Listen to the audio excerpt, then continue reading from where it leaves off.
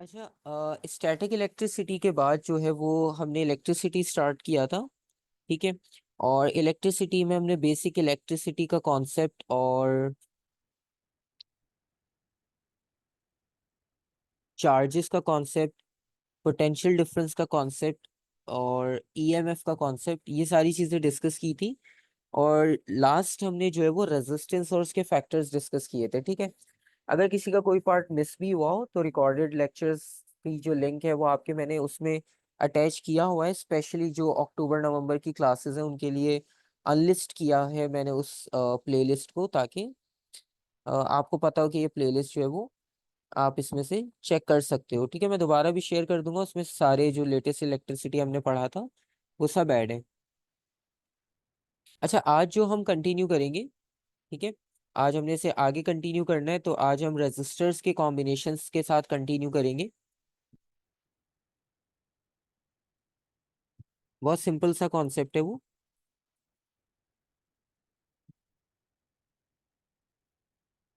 क्योंकि रेजिस्टेंस की वर्किंग आपको पता है कि चार्जेस को स्लो डाउन करना और इलेक्ट्रिक करंट को डिक्रीज करना। लेकिन रेजिस्टर्स को भी दो तरह से कंबाइन किया जा सकता है। जिस तरह से सेल्स को हमने दो तरह से कंबाइन किया था, इसी तरह से आप रेजिस्टेंस को भी दो तरह से कंबाइन कर सकते हो। ठीक है। और वो दोनों मेथड्स हम देख लेते हैं कि किस तरह से हो सकते हैं। फर्स्ट मेथड तो सीरीज का हम डिस्कस करते हैं। पहले क्वेश्चन भी किया था, उसमें भी सीरीज कॉम्बिनेशन आया था। ठीक है। तो ये वही चीज है बेसिकली। अब सीरीज कॉम्बिनेशन की बात करें तो एक के साथ एक रजिस्टर हमारा कनेक्ट होगा।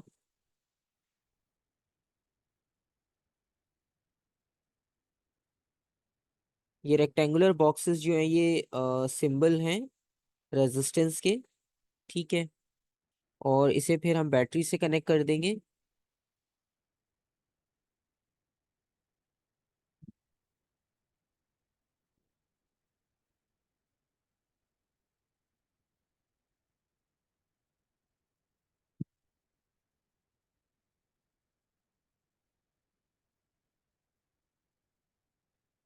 ठीक है, ये हमने कनेक्शन बना दिए।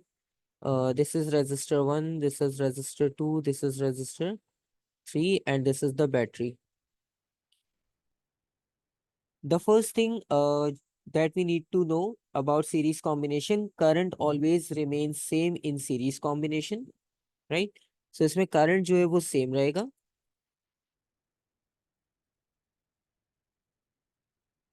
क्योंकि सारे चार्जेस जो है वो वन बाय वन सब रेजिस्टर से पास होकर और फिर आपको यहाँ पर मिलेंगे, पॉजिटिव से negative. So current remains same in series combination, but if we talk about voltage, so voltage across the component होता है। तो तीनों के लिए आपको अलग अलग वोल्ट मीटर लगाना पड़ेगा उनकी वोल्टेज फाइंड आउट करने के लिए। So voltage will be different. ठीक है। और इसका फॉर्मूला जो है वो, मतलब ड्राइव कैसे किया जाता है वो आपसे नहीं पूछेंगे। ठीक है। तो इसलिए मैं वो लिख भी नहीं रहा हूँ, वरना फिर कंफ्यूजन होती है कि ये करना है या नहीं करना। तो बस का इसका डायरेक्ट फॉर्मूला आपने याद करना है। Direct formula is R is equals to, R means total resistance. तो जितने भी रेजिस्टर्स होंगे उनको आपने ऐड कर लेना है, उनकी वैल्यूज को। तो ये आपके पास सीरीज कॉम्बिनेशन की टोटल रेजिस्टेंस होगी। ठीक है। और इसको समझना बहुत इजी है। लेट्स सपोज अगर एक आपके पास एक स्ट्रेट पाथ है जिस पे आप ड्राइव कर रहे हो, और उस पे हर मतलब 20 मीटर्स के बाद एक स्पीड ब्रेकर आए, और उसी के पैरेलल एक और पाथ है जो बिल्कुल स्मूथ है, स्ट्रेट, कोई स्पीड ब्रेकर नहीं है। तो डेफिनेटली जो स्पीड ब्रेकर वाला पाथ है वहां पर आपको टाइम ज्यादा लगेगा, आपको बार बार ब्रेक अप्लाई करनी पड़ेगी, क्योंकि आपके जो पाथ है उसके बीच में हिंड्रेंस बहुत है, आपको ओपोज करने वाली चीजें बहुत है, ऑब्स्टेकल्स बहुत आ रहे हैं। ठीक है। तो ये प्रॉब्लम होगा। लेकिन अगर आप स्मूथ सरफेस पर जा रहे हो जो कि प्लेन है, उस पर कोई स्पीड ब्रेकर नहीं है, तो वहां से आप जल्दी पास हो जाओगे, क्योंकि आपको पता है आपके सामने जो है वो कोई ऑब्स्टेकल है ही नहीं। ठीक है। तो सेम यही काम यहाँ पर हो रहा है। अब एक के बाद एक रेजिस्टर जब आएगा तो डेफिनेटली क्या होगा, रेजिस्टेंस जो फाइनल रेजिस्टेंस है वो आपको सबसे ज्यादा मिलेगी। ठीक है, मतलब वो इन तीनों का सम है तो डेफिनेटली वो इन तीनों से बड़ी होगी। ठीक है, इन तीनों की इंडिविजुअल वैल्यू से भी बड़ी होगी। तो ये आपके पास कॉम्बिनेशन है सीरीज का। ठीक है, और इसके बाद अगर हम आए पैरेलल कॉम्बिनेशन पे, तो पैरेलल कॉम्बिनेशन जो है वो उसका ऑपोजिट हो जाएगा, उसमें करंट चेंज हो जाएगा और वोल्टेज जो है वो सेम हो जाएगा।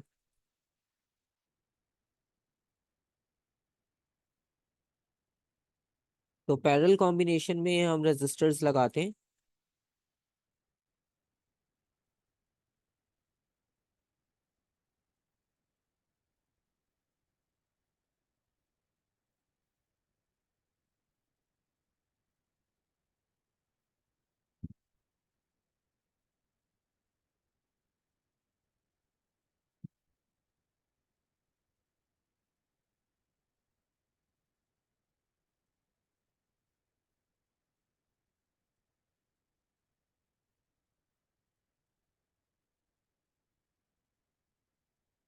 ठीक है, ये हमारे पास कॉम्बिनेशन आ गया पैरेलल टाइप का। और इन पैरेलल कॉम्बिनेशन आप एक चीज नोटिस करते हो कि सबके एक एंड जो है, जैसे लेफ्ट हैंड है वो लेफ्ट साइड पे कनेक्ट होगा सबके लेफ्ट के साथ, राइट होगा तो सबके राइट के साथ कनेक्टेड होगा राइट हैंड साइड पर। ठीक है, बिल्कुल इसी तरह से यहाँ पर भी आपको ये कॉन्सेप्ट मिल रहा है। ठीक है, और this is R1, R2, R3। So this is the parallel combination. So in this parallel combination, electric current will be variable,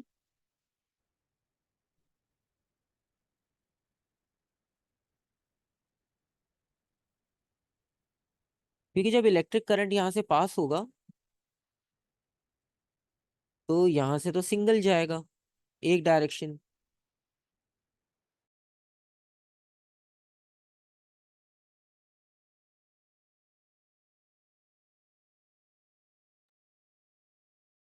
but secondly क्या होगा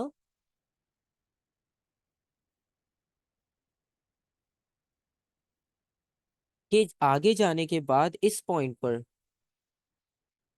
वो तीन पार्ट्स में स्प्लिट अप हो जाएगा। ठीक है, अब वो तीन पार्ट्स में स्प्लिट अप हो गया, इसका मतलब ये कि करंट की वैल्यू अब सेम नहीं रहेगी। ठीक है, जैसे जैसे आपको रेजिस्टर्स दिखेंगे, ठीक है, उनके अकॉर्डिंगली वहां से करंट की वैल्यू डिलीवर होगी। ठीक है, ये कॉन्सेप्ट हो गया। और उसके अलावा वोल्टेज की बात की जाए तो वोल्टेज जो है वो सेम है। ठीक है, वोल्टेज सेम इसलिए होगा क्योंकि यहाँ पर आप सिर्फ एक वोल्ट मीटर लगाओगे अक्रॉस दीज टू पॉइंट्स। ठीक है, और आपको वोल्टेज मिल जाएगा ओवरऑल, और वो वोल्टेज सबके पास सेम जाएगा। So voltage this time remains the same. और जो हम उसके लिए दूसरी टर्म यूज करते हैं ना, पोटेंशियल डिफरेंस, तो आपको डिफरेंस पता चल जाएगा कि जब करंट एंटर हुआ इस पॉइंट पर हाई पोटेंशियल था, और जब वो लो पोटेंशियल पर आया, ठीक है, तो उस वक्त आपको दोनों का डिफरेंस एक ही बार में पता चल जाएगा। तो जो डिफरेंस बनेगा वो सबके लिए एक जैसा होगा। ठीक है, so in parallel combination voltage remains the same and the formula for voltage, sorry, formula for the parallel combination will be equals to 1 over RT is equals to 1 over R1 plus 1 over R2 plus 1 over R3।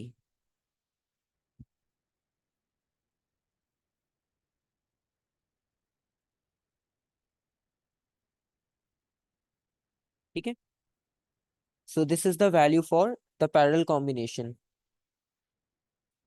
अच्छा, इस parallel combination में आपने एक चीज notice की कि values reciprocal में। Reciprocal का मतलब ये कि जब हम पैरेलल में कंबाइन करेंगे रेजिस्टेंस को, तो जो टोटल रेजिस्टेंस होगी वो आपको सबसे स्मॉल मिलेगी बाकी रेजिस्टर से। ठीक है, मतलब अगर किसी की वैल्यू 1 है, एक की वैल्यू 2 है, एक की वैल्यू 3 है, तो जो आपको फाइनल रेजिस्टेंस मिलेगी वो 1 से भी छोटी होगी। ठीक है, और जब आप सीरीज में कंबाइन करते हो तो रेजिस्टेंस की वैल्यू जो होगी, जो हाईएस्ट वैल्यू रेजिस्टर की गिवन है, वो उससे भी ग्रेटर आएगी। ठीक है। तो पैरेलल में कनेक्ट करने का एडवांटेज ये है कि अगर आपके पास बड़े वैल्यूज की रेजिस्टर्स हैं, आपने छोटा करना है उन्हें, तो आप पैरेलल में कनेक्ट कर दो। और अगर आपके पास छोटी वैल्यू के रेजिस्टर हैं और आपको बड़ी वैल्यू चाहिए, तो आप उन्हें सीरीज में लगा दो। ठीक है। तो ये हमारे पास सीरीज पैरेलल का आइडिया हो गया। ठीक है। आगे अगर हम देखें तो अब इसके बाद है एक ओम्स लॉ। ठीक है। ओम्स लॉ का आपको आइडिया होगा, मोस्टली लोगों ने पढ़ा भी होगा, सुना भी होगा। ठीक है। तो अगर हम ओम्स लॉ की बात करें।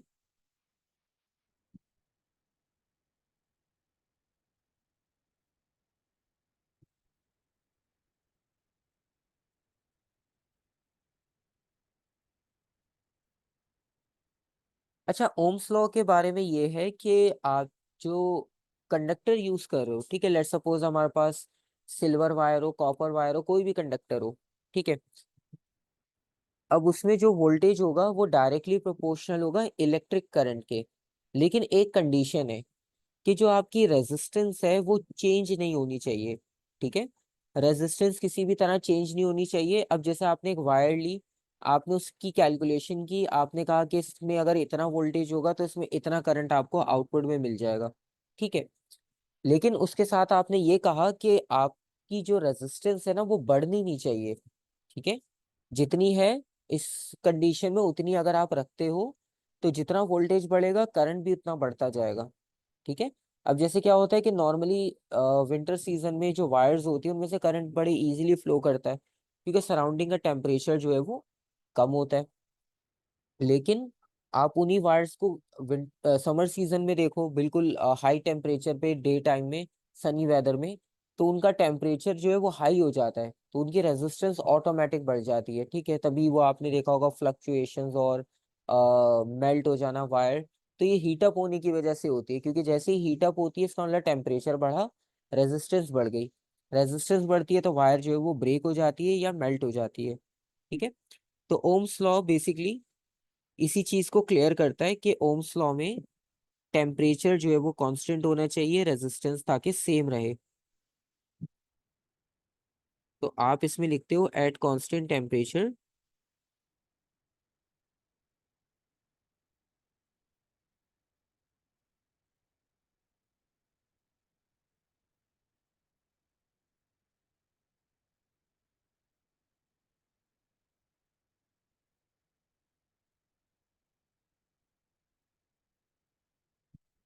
The current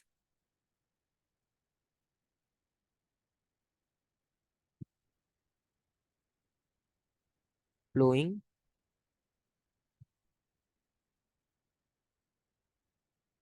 in a conductor is directly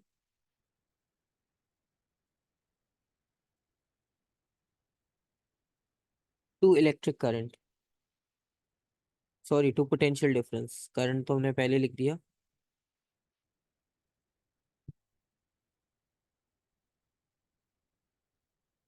अच्छा, ये देखने में तो बहुत छोटी सी बात लग रही है कि कांस्टेंट टेम्परेचर हमने लिखा है, लेकिन इसका जो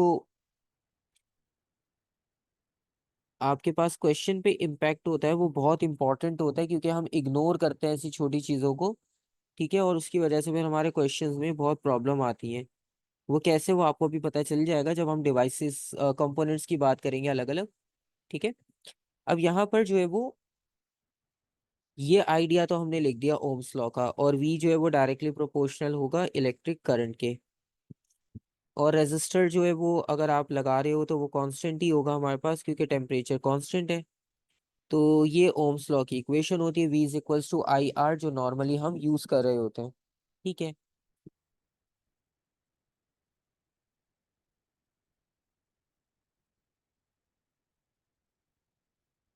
अब नेक्स्ट इसमें क्या होगा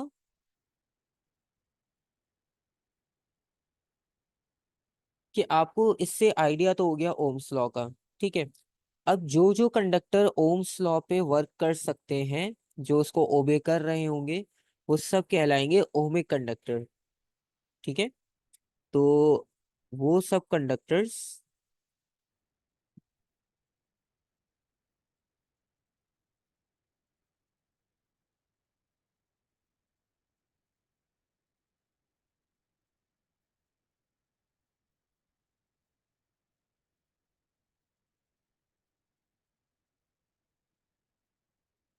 that obey Ohm's law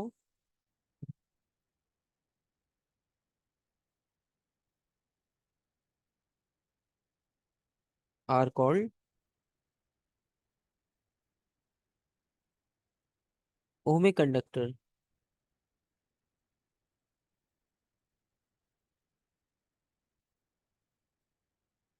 ठीक है, तो जो कंडक्टर्स इस लॉ पे वर्क कर रहे हैं प्रॉपरली उन्हें हम ओमिक कंडक्टर्स कहेंगे। ठीक है। और मतलब जिनकी लो रेजिस्टेंस होती है और उसमें जो ग्राफिकल रिप्रेजेंटेशन होती है वो डायरेक्टली प्रोपोर्शनल होती है। लेट्स सपोज अगर आप एक ग्राफिकल रिप्रेजेंटेशन कंसिडर करते हो,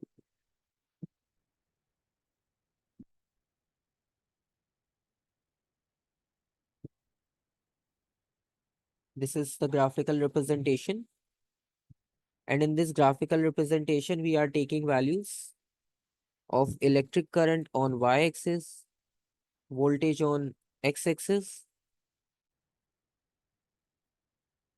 and let's suppose we have two different wires। अब जिसका ग्रेडियंट होगा वो आपको रेजिस्टेंस बताएगा। एक वायर की रेजिस्टेंस इस तरह से, ठीक है, एक वायर की रेजिस्टेंस इस तरह से। So this is R1, this is R2। ठीक है। अब आप इन दोनों का अगर ग्रेडियंट चेक करोगे तो वो डिफरेंट आएगा। फॉर एग्जाम्पल अगर आप R1 को देखो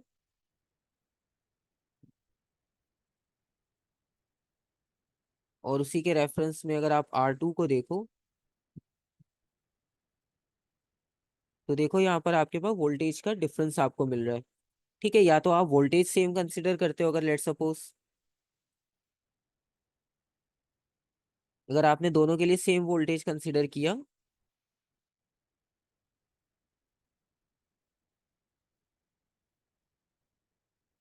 ठीक है, तो फिर आपको करंट की वैल्यूज उनके अकॉर्डिंगली मिलेगी। ठीक है, दोनों की रेजिस्टेंस डिफरेंट है। ठीक है, तो इस तरह से आप इनकी वैल्यूज को आइडेंटिफाई कर सकते हो इजीली। इनका ग्रेडियंट हो जाएगा। ठीक है। और इसी तरह से आप इनके वोल्टेज की वैल्यू को भी चेक कर सकते हो। डिपेंड करता है कि क्वेश्चन में किस बारे में पूछा जा रहा है, तो हम उसके अकॉर्डिंगली ही उन चीज़ों को कंप्लीट कर लेंगे। ठीक है। इसमें कोई ग्राफ कोई बहुत टिपिकल नहीं पूछेगा आपसे। बस इतना पता होना चाहिए, जब दो चीज़ें डायरेक्टली प्रोपोर्शनल होती है तो उनका ग्राफ एक स्ट्रेट लाइन बनती है जिसका ग्रेडियंट हमेशा सेम रहेगा। सिंपल। ठीक है। और इसमें आपको ये चीज भी पता चल गई कि अगर करंट गिवन हो तो वोल्टेज निकल सकता है, रेजिस्टेंस अगर गिवन हो तो कांस्टेंट, और अगर करंट गिवन हो तो वोल्टेज, या वोल्टेज गिवन हो तो करंट, दोनों कैलकुलेट हम कर सकते हैं इजीली। ठीक है। अच्छा, ये तो सब चीजें उनके लिए हो गई जो है ओमिक कंडक्टर्स, जो सीधा सीधा ओम्स लॉ को फॉलो करते हैं और ओम्स लॉ पे काम करके easily V is equal to IR से सॉल्व आउट हो जाते हैं। ठीक है। अब प्रॉब्लम उनमें आती है जो है नॉन ओमिक, और आपके सिलेबस में नॉन ओमिक जो है वो बहुत इंपॉर्टेंट है क्योंकि उसमें वेरिएशंस आती हैं। ठीक है। अच्छा, नॉन ओमिक में सबसे पहले कौन आएगा? Filament lamp. ठीक है। फिलामेंट लैम्प आपने देखे होंगे, जो पुराने ऑरेंज बल्ब्स यूज किए जाते थे। ठीक है। तो उन ऑरेंज बल्ब में ऐसा क्या डिफरेंट होता था जो आजकल के एनर्जी सेवर्स में नहीं है? उसमें आपने ऑब्जर्व किया होगा, या नहीं भी किया तो आजकल आप देखते हो कि फैंसी लाइटिंग के लिए उन्हें यूज किया जाता है। ठीक है, उनमें होती टेक्नोलॉजी डिफरेंट है क्योंकि उनका तो इलेक्ट्रिसिटी बिल भी बहुत, वो एनर्जी कंज्यूम करते थे, बहुत ज्यादा होता था। जो एडिसन ने बेसिकली बल्ब बनाया था हम उसकी बात कर रहे हैं। ठीक है, तो उसमें क्या होता है कि एक मटेरियल होता है फिलामेंट, ठीक है, जिसकी वजह से हम उसको फिलामेंट लैम्प कह रहे हैं। अब हम बेसिकली बात कर रहे हैं वो मटेरियल्स जो कि नॉन ओमिक है, जो कि ओम्स लॉ को ओबे नहीं करते, मतलब इनकी रेजिस्टेंस सेम नहीं रहती, इनकी रेजिस्टेंस चेंज होती रहती है। और इसमें पहला कंपोनेंट जो हम डिस्कस कर रहे हैं वो है फिलामेंट लैम्प।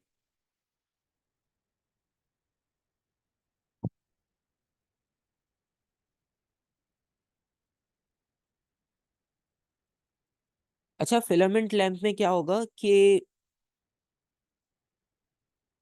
जो टेम्परेचर होता था उस लैम्प का, ठीक है, उसके अंदर आप देखोगे तो पिक्चर्स वगैरह में भी वो आपको इस तरह का दिखता है कि उसमें दो वायर्स बनी होती हैं और उनके बीच में एक स्प्रिंग कनेक्टेड होता है, स्पाइरल टाइप। ठीक है। और उसके सराउंडिंग में जो है वो ग्लास होता है। ठीक है।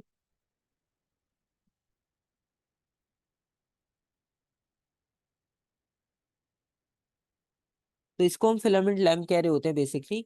और ये जो इसमें आपको स्प्रिंग नजर आता है, ठीक है, ये बेसिकली फिलामेंट होता है। और फिलामेंट के बारे में अगर आप सर्च करोगे, वैसे जरूरी नहीं है करना क्योंकि हमसे पूछेंगे नहीं वो। उसका काम ये होता है कि उसका मेल्टिंग पॉइंट बहुत हाई होता है। अब मेल्टिंग पॉइंट हाई होने का फायदा ये कि आप उसे बहुत हीट अप कर लो, वो मेल्ट नहीं होगा, ब्रेक नहीं होगा। मेल्टिंग पॉइंट कम होने का नुकसान ये है कि थोड़ी ज्यादा हीट होगी तो वो मेल्ट हो जाएगा। तो बेसिकली ये टेम्परेचर पे काम कर रहा है।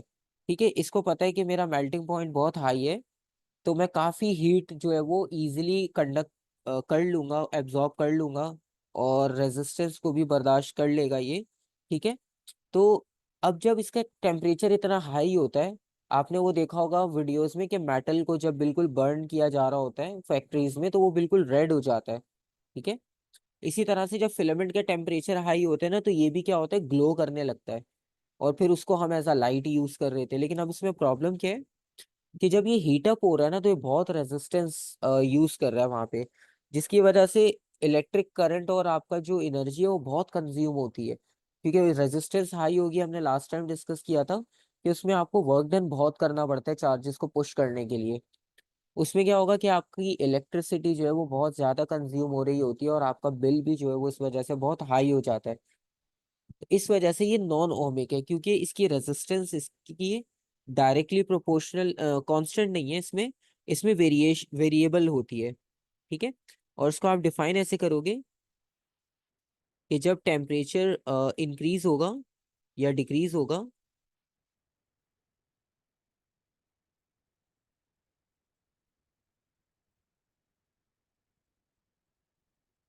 व्हेन टेम्परेचर इंक्रीजेस,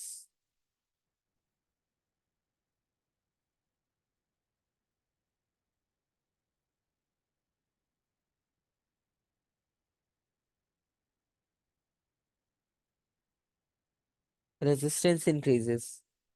इसका मतलब ये लॉजिकल रीजन कि जब रेजिस्टेंस हाई हो रही है, टेम्परेचर जब हाई हो रहा है, तो वाइब्रेशन ऑफ एटम जो है वो इंक्रीज हो रही है। ठीक है। और उसके बाद जो इलेक्ट्रॉन्स हैं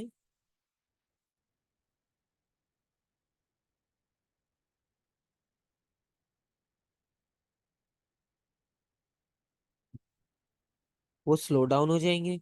और जब स्लो डाउन होंगे,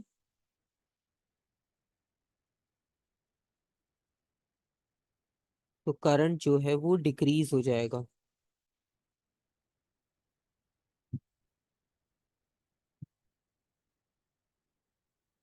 ठीक है। तो ये प्रॉब्लम आती है आपके पास फिलामेंट में। ठीक है। और फिलामेंट के लिए अगर आप ग्राफिकल रिप्रेजेंटेशन देखना चाहते हो, ठीक है, तो इसकी ग्राफिकल रिप्रेजेंटेशन हम दो तरह से कर सकते हैं।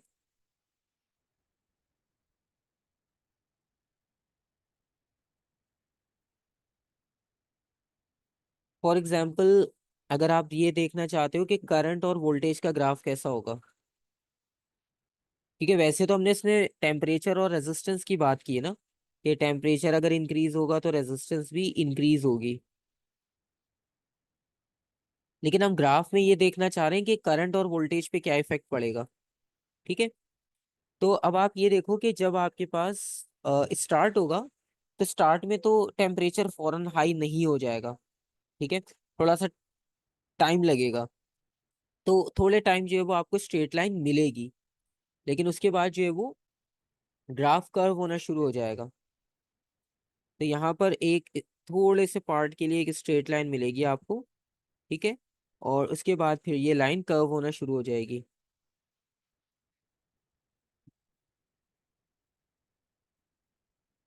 ठीक है। तो इस बेंडिंग की वजह से आप एक चीज नोटिस कर रहे होगे कि ग्राफ वोल्टेज की तरह बेंड हो रहा है। ठीक है। वोल्टेज की तरफ बैंड होने का मतलब ये है कि टेम्परेचर जो है वो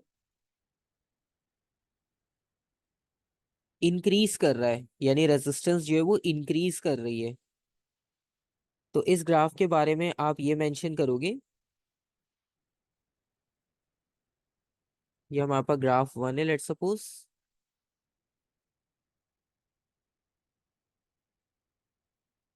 तो ग्राफ 1 के बारे में आप ये लिखोगे,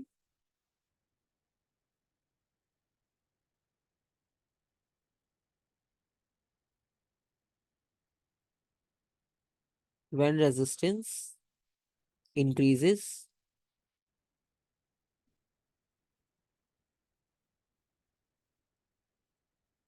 तो ग्राफ से आपको पता इस तरह से चलेगा कि ग्राफ वोल्टेज की तरफ बैंड होगा।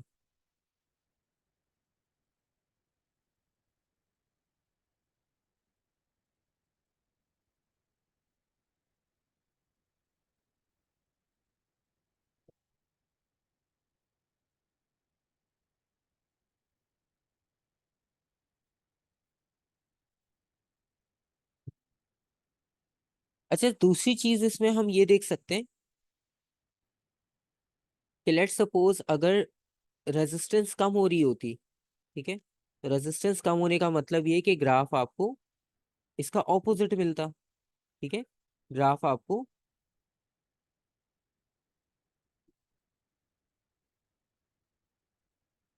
कुछ ऐसे मिलता, ठीक है।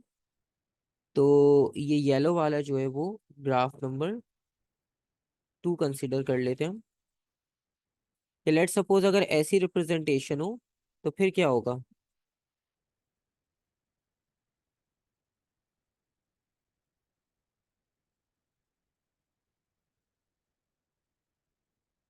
तो अब इस रिप्रेजेंटेशन में आपको ये तो पता चल रहा है कि करंट तो इंक्रीज हो रहा है, क्योंकि करंट के एक्सिस की तरफ जो है वो ग्राफ जा रहा है, तो करंट तो इंक्रीज हो रहा है, तो इसका मतलब ये हुआ कि हम यहाँ पर ये लिख सकते हैं कि करंट जो है वो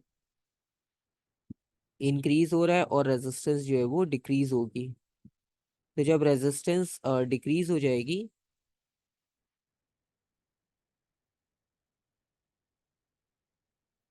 तो आपको पता ऐसे चलेगा कि जो ग्राफ होगा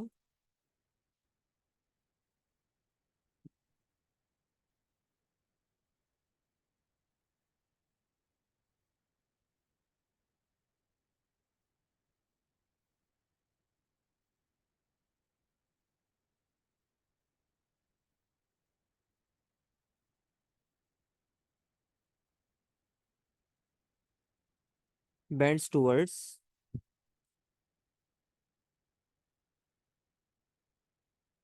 द करंट एक्सिस, ठीक है।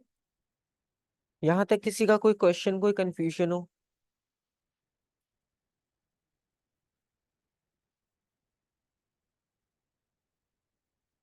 ठीक है, यहाँ तक कोई कंफ्यूजन नहीं है, तो अच्छी बात है।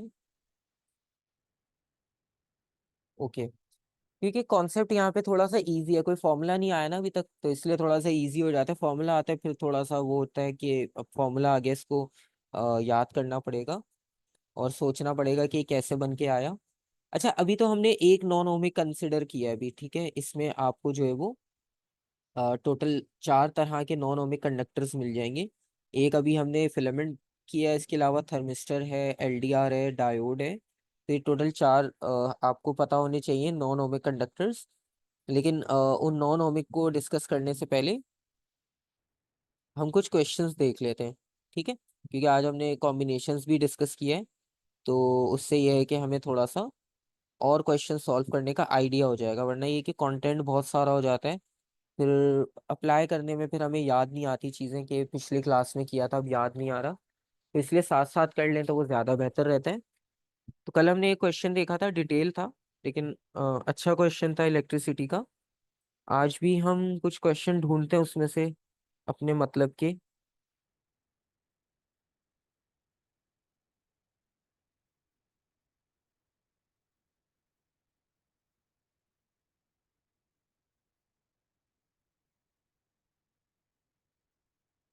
अम, इसमें जो है वो, हाँ फिलामेंट है ना, अब ये देखो, अभी आपके पास फिलामेंट आ गया।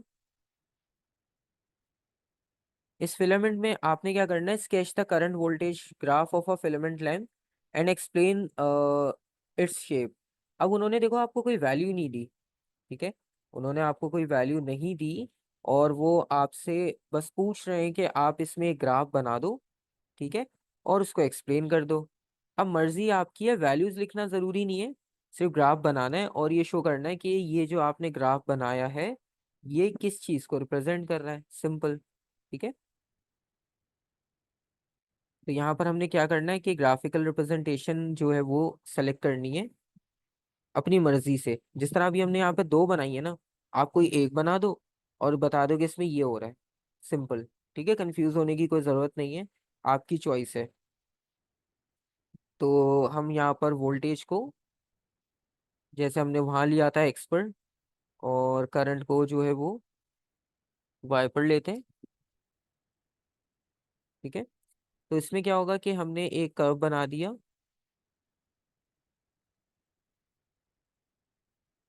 ठीक है, और इसके अकॉर्डिंगली हमने मेंशन कर दिया कि टेम्परेचर इंक्रीज होगा तो रेजिस्टेंस भी इंक्रीज हो जाएगी।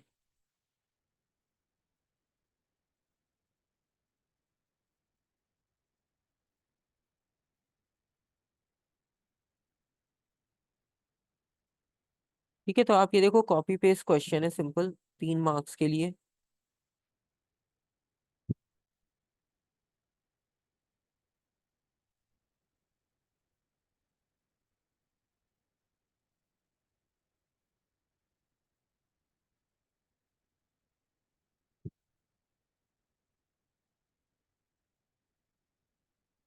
Question with numbers like graphs number given and make it, हाँ बिल्कुल करेंगे, क्वेश्चन आएगा तो हम बिल्कुल करेंगे, आएंगे क्वेश्चन, बल्कि अभी तो इलेक्ट्रिसिटी हमारे पास बाकी है, अभी ख़त्म नहीं हुआ, तो हम उनकी प्रैक्टिस करेंगे लाजमी।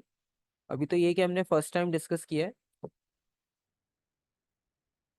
तो जैसे क्वेश्चंस आएंगे हम उसे सॉल्व करते हैं।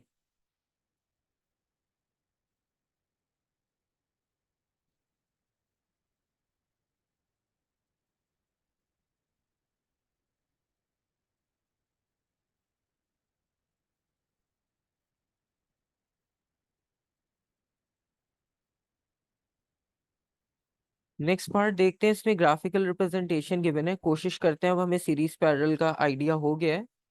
ठीक है, तो अप्लाई करने की कोशिश करते हैं कि जो कॉन्सेप्ट हमने पढ़ा है वो यहाँ अप्लाई हो सकता है या नहीं। अब इस बी पार्ट में हम देखें तो एक इलेक्ट्रिक सर्किट गिवन है, ठीक है, और वो जो जैसा भी है वो आपके सामने है। ठीक है, अब आपने करना क्या है कि calculate the reading on the volt meter.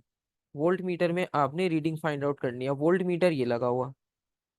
ठीक है, अच्छा अगर आप सर्किट को देखो तो सर्किट में करंट यहाँ से जाएगा प्लस से, ठीक है, एमीटर से जाएगा,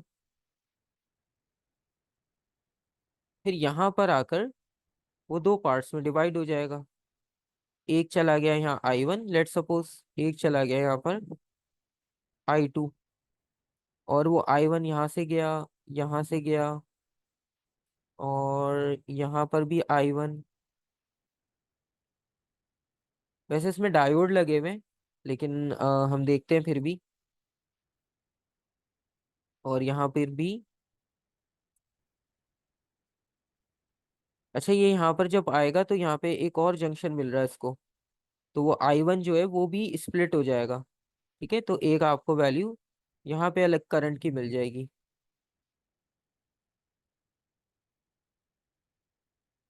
तो इस तरह से आप ना आइडेंटिफिकेशंस कर सकते हो। फिर आप देखोगे कि एक बैटरी यहाँ लगी हुई है, एक करंट यहाँ से भी आएगा। ठीक है, तो ये इसमें डायोड्स हैं, तो अभी आप इसको स्किप कर दो, क्योंकि ये अभी हमने पढ़ा नहीं है, तो ये कॉन्सेप्ट पूरा हो नहीं पाएगा। ठीक है, तो हम दूसरा कोई क्वेश्चन ढूंढते हैं। ये हमें फिलामेंट का मिला था, ये एलईडी का क्वेश्चन है। ठीक है, हम फिलामेंट के और क्वेश्चन अगर देखें,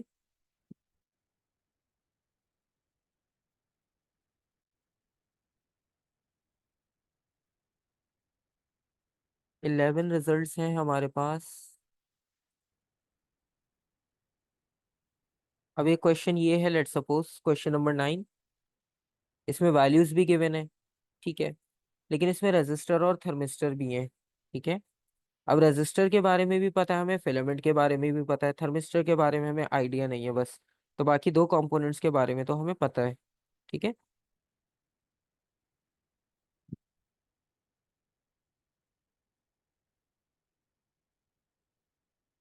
तो इसमें थर्मिस्टर के बारे में जो है वो ज्यादा पूछा है।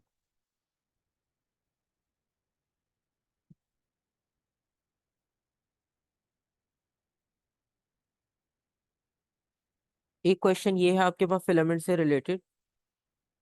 Question 10.1, it shows a circuit containing a filament length of resistance 0.3 ohms and two resistors, each of resistance 0.2 ohms, ठीक है।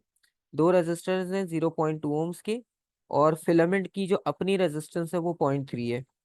अब आपने कंबाइंड रेजिस्टेंस फाइंड आउट करनी है of the lamp and two resistors, ठीक है।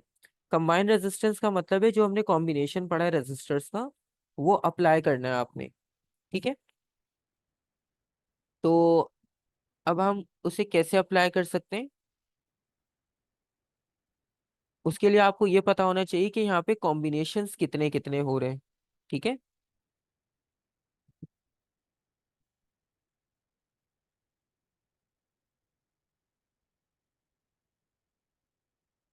तो कॉम्बिनेशंस कैसे पता चलेगा, हम इसको पहले सिंपलीफाई करते हैं।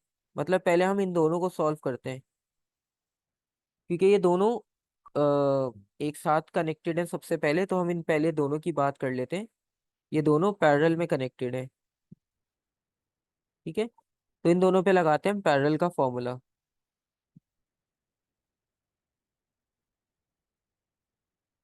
लेट्स सपोज इसकी रेजिस्टेंस को हम R1 ले लेते हैं, इसकी रेजिस्टेंस को हम R2 और इसकी रेजिस्टेंस को R3, ताकि इजी हम उसको सिंबल दे सकें। तो अभी हम 1/R का फॉर्मूला लगाएंगे, और इसमें हम रेजिस्टेंस फाइंड आउट करना चाह रहे हैं 1 और 2 की कंबाइन।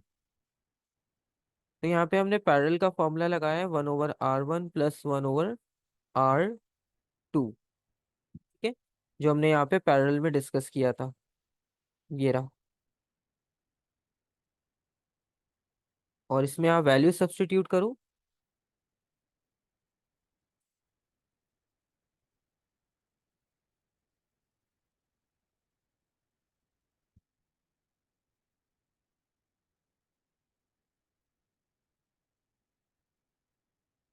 ठीक है, अब इनकी वैल्यूज को सब्स्टिट्यूट करने के बाद आप चाहो तो इन्हें रैशनल फॉर्म में ही सॉल्व कर लो, वरना चाहो तो डेसिमल फॉर्म में कर लो, आपकी मर्जी है। जैसे ये आंसर होगा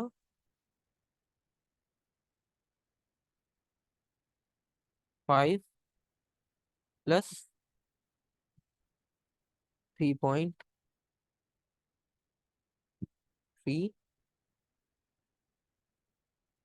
और इन्हें ऐड कर लेते हैं।